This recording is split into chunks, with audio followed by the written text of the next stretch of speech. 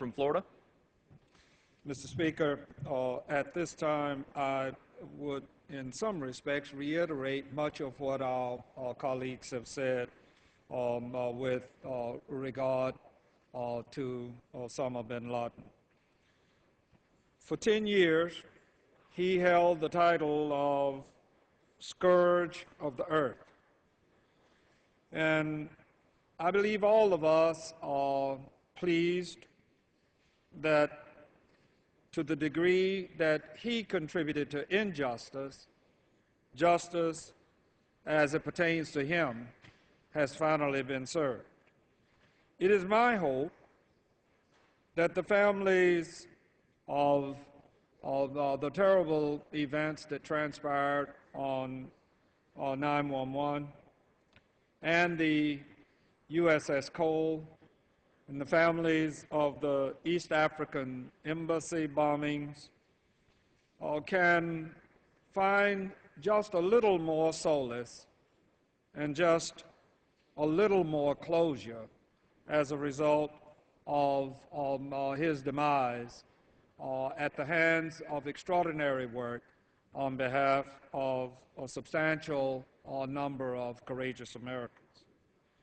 As a nation, I would ask that we be extremely mindful that Al-Qaeda has not been removed, nor has the sentiment of this very dangerous societal element, nor are they the only organized structure of radical extremists that would attack our nation. We must remain ever vigilant. There was a bit of irony on May 1st, 2011 that should not be lost on any of us. One of the events that transpired on that same day was that the late John Paul II, the Pope, was beatified and moved closer to sainthood. On May 1st, that occurred.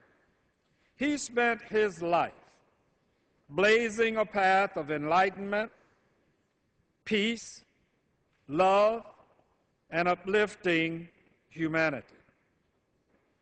The second event that occurred on that day was the demise of bin Laden, who spent his life lighting a path of murder, deceit, and the destruction of humanity. While one found and is finding sainthood, the other found Satan.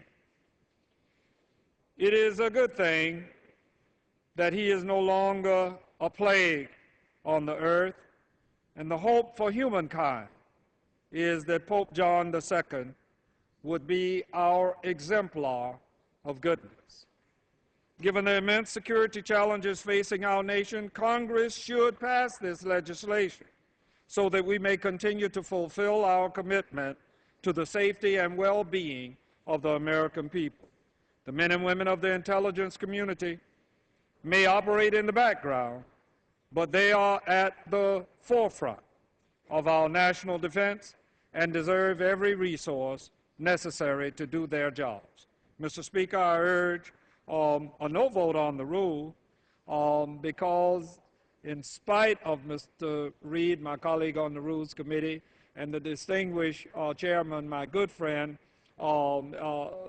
touting the fact that we do have the number of amendments and the time.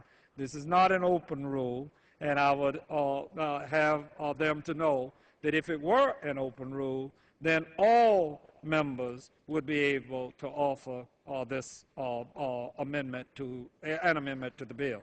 I yield back the balance of my time.